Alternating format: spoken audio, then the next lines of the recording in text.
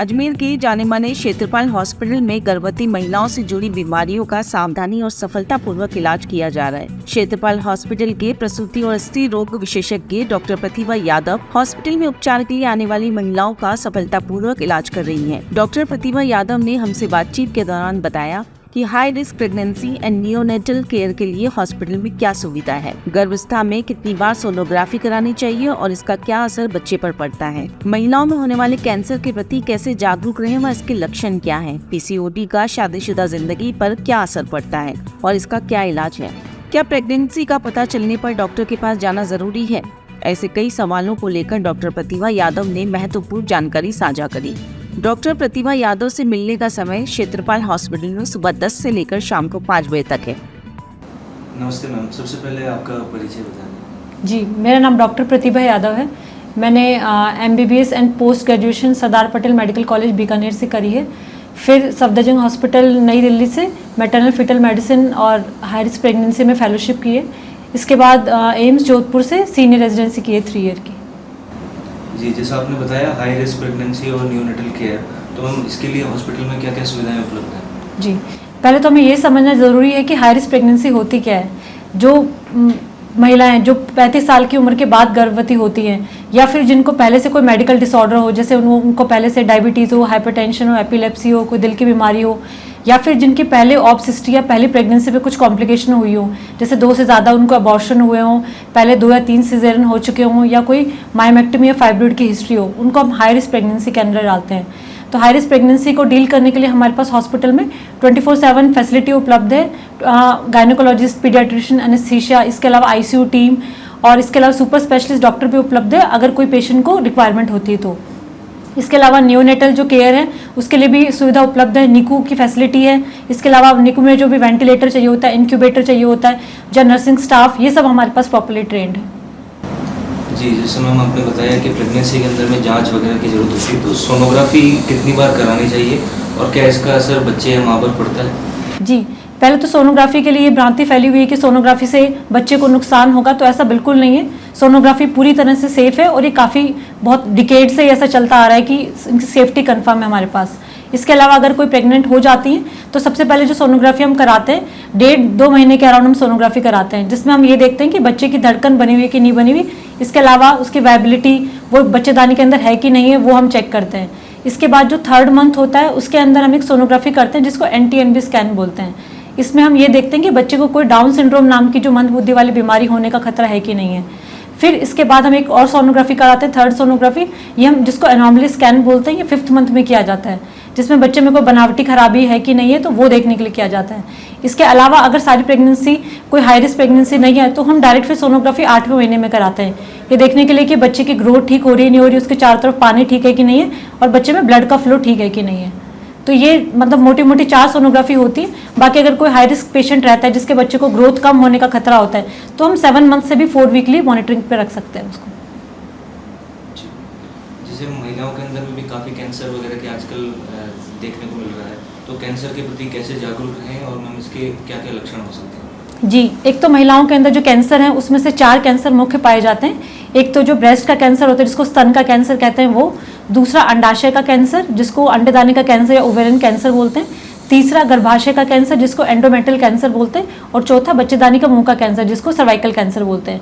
तो ये 4 कैंसर जो है कॉमनली पाए जाते हैं। इन कैंसर में अगर किसी को फैमिली हिस्ट्री है कि उसके फैमिली में किसी को ब्रेस्ट कैंसर या फिर कोई और कोई कैंसर है, गर्भाशय का या कोलोन कैंसर है, तो उनको जल्दी स्क्रीनिंग करानी पड़ती है। उसका एक अलग एज क्राइटेरिया है। इसके अलावा अगर किसी महिला को जैसे कुछ हर कैंसर के अलग अलग लक्षण होते हैं, जैसे स्तन कैंसर है तो उसके लिए मरीज को अपना खुद ब्रेस्ट एग्जामिनेशन हर महीने करना चाहिए। इसके अलावा अगर उनको ब्रेस्ट में कुछ गांठ महसूस होती है या बगल में कुछ गांठ महसूस होती है या निपल से कुछ अलग तरह का डिस्चार्ज आता है तो उसको ब्रेस्ट कैंसर का उसको हो सकता है, ये शुरुआती लक्षण है, तो अपने आसपास जो भी डॉक्टर उनसे कंसल्ट करना चाहिए। इसके अलावा जो गायनोकोलॉजिकल कैंसर है उसके अंदर जो ब्रेस्ट के जो एंडोमेट्रियल और सर्वाइकल कैंसर है उसमें जनरली क्या होता है कि मरीज को पीरियड्स में परेशानी आती है सबसे पहले, जैसे पीरियड या तो जल्दी जल्दी आ जाएंगे या फिर हैवी फ्लो रहेगा या बहुत लंबे टाइम तक रहेगा। इसके अलावा 2 पीरियड्स के बीच में भी स्पॉटिंग हो सकती है। इसके अलावा जो सर्वाइकल कैंसर वाले पेशेंट होते हैं उनके अंदर क्या होता है पोस्ट कोइटल स्पॉटिंग या फिर संबंध बनाने के बाद स्पॉटिंग या ब्लीडिंग हो सकती है। इसके अलावा जो सर्वाइकल कैंसर वाले पेशेंट होते हैं उनमें नीचे नीचे से कोई डिस्चार्ज वगैरह आते हैं कि अलग फाउल स्मेलिंग या अलग तरह का डिस्चार्ज आता है, तो अगर जो भी ये भी कोई भी लक्षण आते हैं तो उनको एंडोमेट्रियल या सर्वाइकल कैंसर हो सकता है। इसके अलावा जो हमारा ओवेरियन कैंसर या अंडाशय वाला कैंसर होता है उसमें कुछ अलग से सिम्टम नहीं आती। मरीज को जनरली लगेगा कि पेट में फुलावट है या पेट में कोई गांठ महसूस हो रही है, खान पान में कुछ परेशानी हो रहा है, तो वो भी एक लक्षण हो सकता है कि उसको अंडादानी कैंसर हो सकता है। हम जैसा आपने बताया कि सर्वाइकल कैंसर भी होता है एक तरीके का महिलाओं के अंदर में, तो सर्वाइकल कैंसर को पता करने के लिए और उसके क्या क्या इलाज संभव है उसके लिए आप बताएं। जी, जो भी हमने कैंसर भी मेंशन किए उनमें से जो सर्वाइकल कैंसर है यही एक ऐसा कैंसर है जो बहुत स्लो ग्रोइंग कैंसर होता है और जो अपनी प्री कैंसरस या कैंसर से जो पहले की स्टेज है उसमें 10 से 15 साल तक रहता है।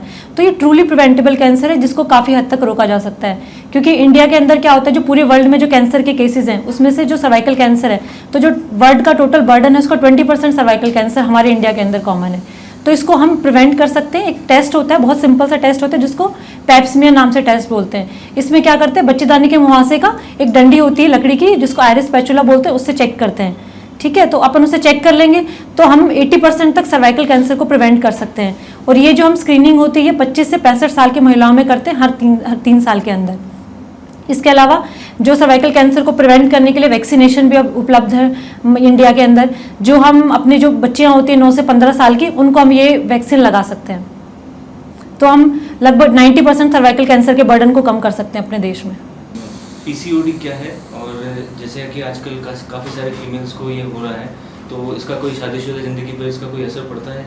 जी, पीसीओडी को एक्चुअली मतलब एक डिजीज़ या लाइफस्टाइल डिजीज़ भी बोलते हैं। पीसीओडी होती है पॉलीसिस्टिक ओवेरियन डिजीज़ या पॉलीसिस्टिक ओवरी सिंड्रोम भी बोलते हैं।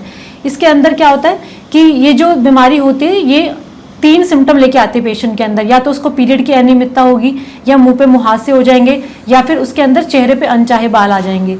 तो ये जो परेशानी होती है तो उसको पीरियड इरेगुलर आते हैं बेसिकली, मतलब उसको 2-3 महीने तक पीरियड नहीं आएंगे, अगर आएंगे तो हैवी फ्लो रहता है। तो ये वाली परेशानी उसको रहती है। और ये जो चीज़ होती है कि ये ओवुलेशन को अफेक्ट करती है बेसिकली, मतलब प्रेगनेंसी में परेशानी करती है। तो वो अगर प्रेगनेंसी का ट्राई करते हैं तो काफ़ी मरीजों को दिक्कत आती है कि प्रेगनेंसी नहीं हो पाती। तो इसके प्रिवेंशन के लिए हम ये कर सकते हैं कि लाइफस्टाइल डिजीज़ है तो हम लाइफस्टाइल को ठीक कर दें। उसकी अगर लाइफस्टाइल हेल्दी नहीं है तो उसको हेल्दी करें। उसका खान पान में परेशानी है तो उसको अच्छा खाना, हेल्दी खाना खाना चाहिए। और फिर भी अगर उसको प्रेगनेंसी में परेशानी आ रही है तो अपने गायनेकोलॉजिस्ट से कंसल्ट करना चाहिए। जैसे प्रेगनेंसी का जब पता चल जाता है तो प्रेगनेंसी का पता चलने के बाद डॉक्टर के पास जाना जरूरी कब हो जाता है? जी, जैसे ही अगर मेरे जो मरीज़ है उसके 6-7 दिन ऊपर हो जाते हैं पीरियड जो एक्सपेक्टेड, उसके बाद अगर यूपीटी पॉजिटिव अगर उनका आ जाता है तो अपने गायनेकोलॉजिस्ट से तुरंत ही उनको कंसल्ट करना चाहिए, क्योंकि कुछ दवाइयाँ होती है जो हमें स्टार्ट करनी होती है ताकि बच्चे का ब्रेन डेवलपमेंट और मरीज़ का ठीक रहे। दूसरा क्या होता है, अगर ये भी कंफर्म होना चाहिए कि बच्चा बच्चेदानी के अंदर है, ट्यूब के अंदर नहीं, क्योंकि अगर ट्यूब के अंदर होता है तो वो हाई रिस्क केस बन जाता है, उसमें माँ की जान को खतरा बन जाता है। तीसरा कि कुछ अगर माँ को पहले से कोई डिजीज़ हो, जैसे उसको डायबिटीज़ है, हाइपरटेंशन, एपिलेप्सी, तो कुछ कंडीशन में क्या होता है हमें दवाइयों की या तो डोज चेंज करनी पड़ती है या फिर वो दवाइयाँ देनी पड़ती है जो प्रेगनेंसी के अकॉर्डिंग सेफ हो, तो वो भी चेंज करनी पड़ती है। इसके अलावा अगर उसकी पहले की हिस्ट्री खराब है, जैसे प्रेगनेंसी की हिस्ट्री, बार बार कुछ अबॉर्शन हो रहे हैं या खून पतला या गाढ़ा होने की समस्या है, तो भी हमें कुछ अलग से इंजेक्शन स्टार्ट करने होते हैं, तो वो अर्ली प्रेगनेंसी में स्टार्ट करने होते हैं। तो अवश्य ही जैसे उनको पता लगे उनको तुरंत अपने डॉक्टर को कंसल्ट करना चाहिए।